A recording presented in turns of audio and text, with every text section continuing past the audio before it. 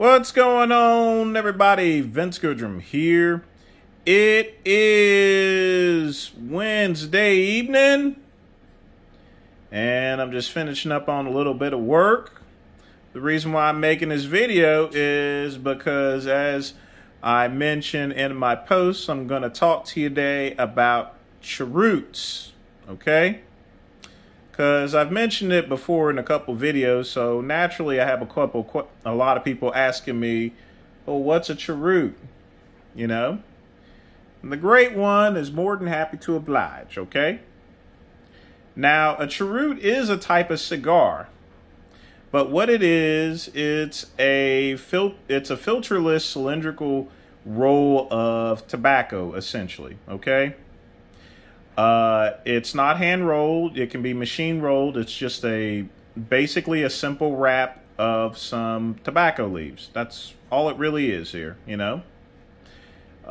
Anyone can make a cheroot there, but essentially a cheroot is technically a cigar, but it's just a general roll of just a general roll of tobacco. Now, I do have cheroots, and as I've mentioned before, I have, Kentucky fire-cured cheroots here. These are the ones that I actually go to. And just to give you a little bit more background, cheroots became popular back in the 60s with the Clint Eastwood movies, a lot of cowboy movies, in which you would notice that most of the cowboys had these big ugly sticks out of their mouths there, and those were cheroots, and that's when they got really popular. Most cheroots are, just the regular standard ones. They're mostly more popular in Asia and Peru because, they don't require any real machinery. They don't require any machinery. You just pick the tobacco and you just roll it up, and then you just smoke it there, essentially. But what I use is Kentucky fire-cured cheroots here. So, on with the show. So let's move this to the side, and let's bring out the Kentucky cheroots. Now, as it says, it's 100% dark fire cured Kentucky cheroots, the finest blend of Kentucky and Tennessee tobacco. Now, these are cheroots, but these are a little bit different than, your standard cheroot that's simply rolled. Okay? Now, as far as Kentucky cheroots are concerned, as you can tell, these come in a wooden box, and we'll go over that in just a minute. But the way Kentucky cheroots are made, and they're made by a company called Avani, the way Kentucky cheroots are made, it's pretty much a four-step process. Number one, that good old Kentucky tobacco has to be picked first, and then sorted out there. So, of course, you need the raw materials, that being that good old Kentucky tobacco. All right? Tobacco is sorted. The type of tobacco that they usually get is the really oily type there. Just your standard Kentucky tobacco, finest quality. It's then hung up in racks, and then it sits in a barn for about 2 years to give it a little bit of age. Now, Lonnie uses about 3 different seasons of Kentucky tobacco in order to give it the appropriate blend of tobacco. So they're not just using one batch from age 2 years. They do a rotation. So some of the tobacco can be aged 2 years, some of it can be aged 2.5, some can be aged 3 years. That's an example of a general blend. It could also be through different seasons, as well. But first off, they pick the tobacco, and then they age it for 2 years. Right at 2 years there. It's not like a cigar in which it's going to be aged for 5 or so forth years. Cheroots here, the Kentucky cheroots are only aged for about 2 years. Now, Once that tobacco is nice and aged, it's kept in the barn, and then it is fire cured. They toss in a bunch of hickory and oak logs, and essentially they set that barn on, there's just smoke billowing out of that barn. They keep tossing in more hickory and oak, and it's fire cured for, it's fire cured for quite some time until most of the moisture has gotten out. And a lot of times when you drive down the fields, if you've ever been there before, I'm just going to tell you my experience. When you drive down through those fields here, it almost looks like the buildings are on fire, in other words. I guarantee there's people up there calling the fire department all the time that don't live around there and say, hey, these goddamn buildings are on fucking fire. And the fire marshal said, no, they ain't on fire. They just making some good old Kentucky Cheroots. Okay? But the purpose of the fire curing is to get rid of that moisture and, most importantly, infuse it with that good old hickory and oak there. And that's something that's very noticeable when you light one of these babies up here. Okay? That's second process. Third process is finally the fermentation. Now that the tobacco has been aged and it's been fire cured, all it needs to do is ferment. So basically it's stacked up again, and then just let nature take place there. It's stacked upon each other, and the tobacco ferments. And what happens is when that tobacco ferments, basically it releases the natural sugars out of the tobacco, okay?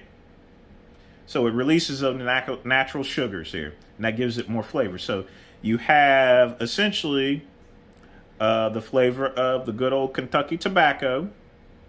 Then you have the flavor of that fire curing. You got that hickory and you got that oak infused in. And then the fermentation that takes out that natural sugar, and makes it expel there. So you have that natural sugar. You have that fire curing, and stuff. So that's all blended together. And once that tobacco has fermented, it's ready to go.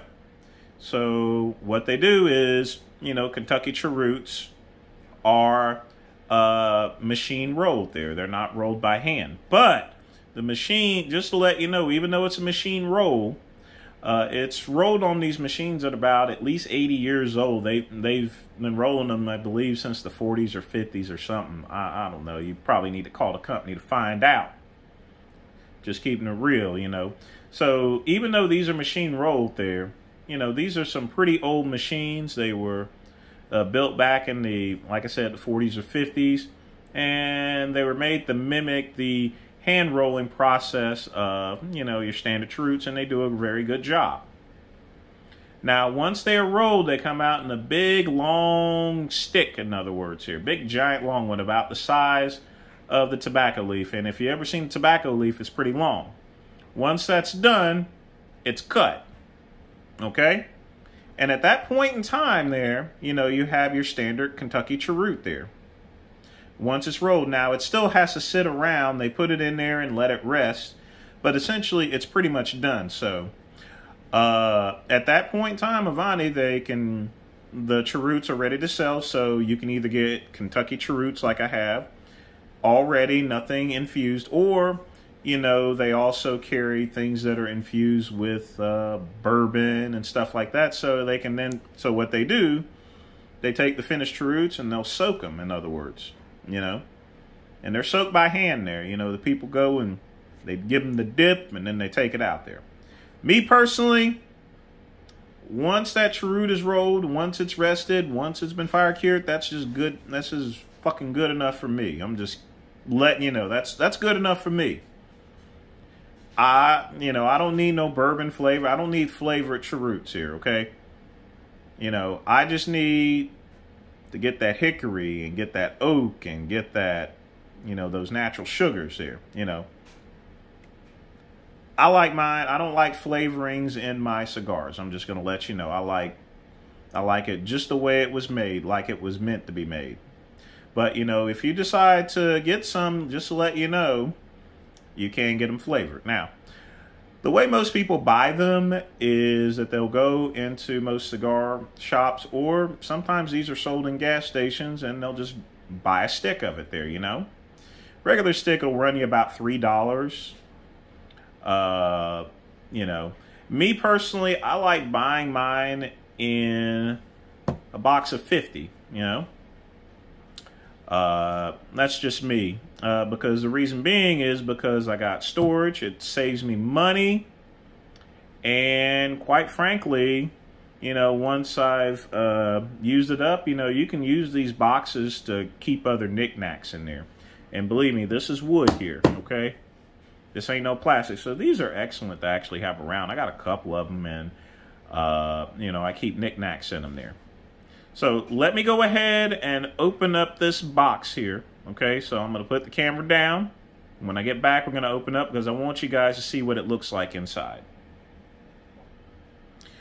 All right, guys, so this here is the Kentucky Cheroots when they're open. And as you can tell, these are some big old ugly things here, okay? Big old ugly things. Look at that here. This here is a Kentucky Cheroot. And when you open up this box, you know, you're going to get hit with that nice oak and hickory, that just a nice, it's almost like a barbecue flavor. That's the best way to describe it. It's just, you just get hit with all that. It's just very aromatic there, you know.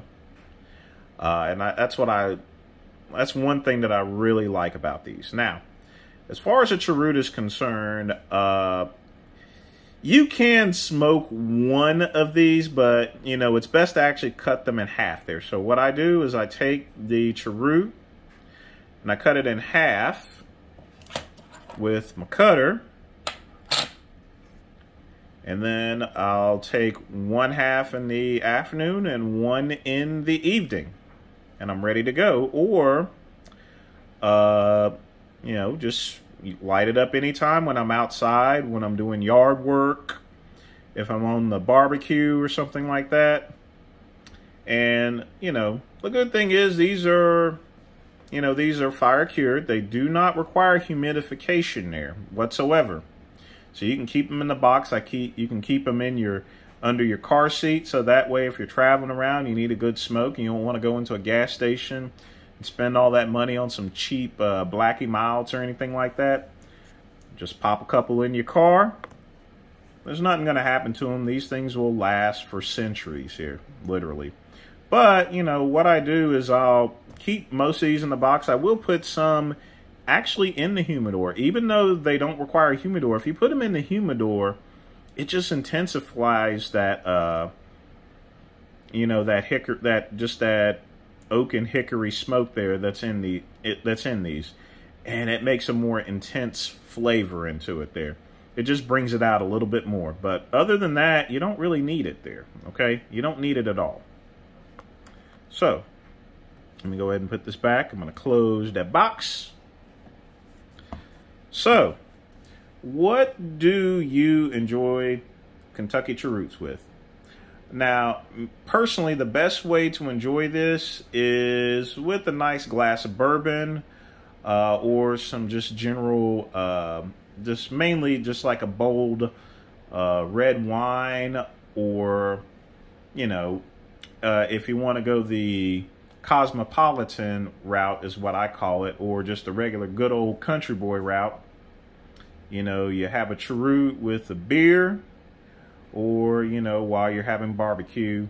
Now, you can get fancy and have some hors d'oeuvres, a little bit of smoked salmon. Smoked salmon really goes good as a meal before you smoke a cheroot there.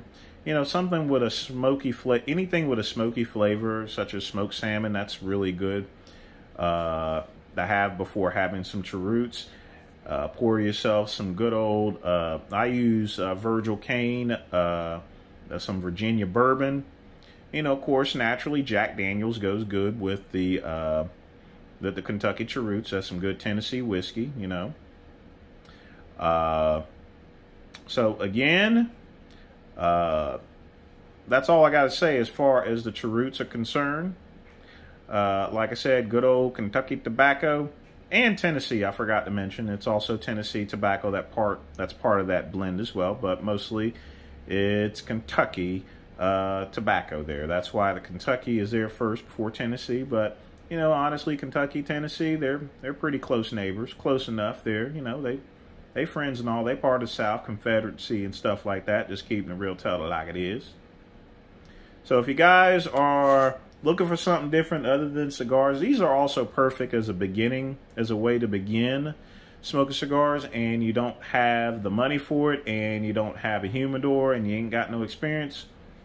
Pick yourself up one or two of these puppies here, okay? Don't go and buy a box yet. Just, you know, that's another thing. You ain't got to buy a pack of these here. You can simply just pluck off one, light it up, and smoke it, and see for yourself. You will, I guarantee, once you cut one in half and light it up there, you're going to love these things. You know, you're going to love them. That's all I got to say today, people. Take care.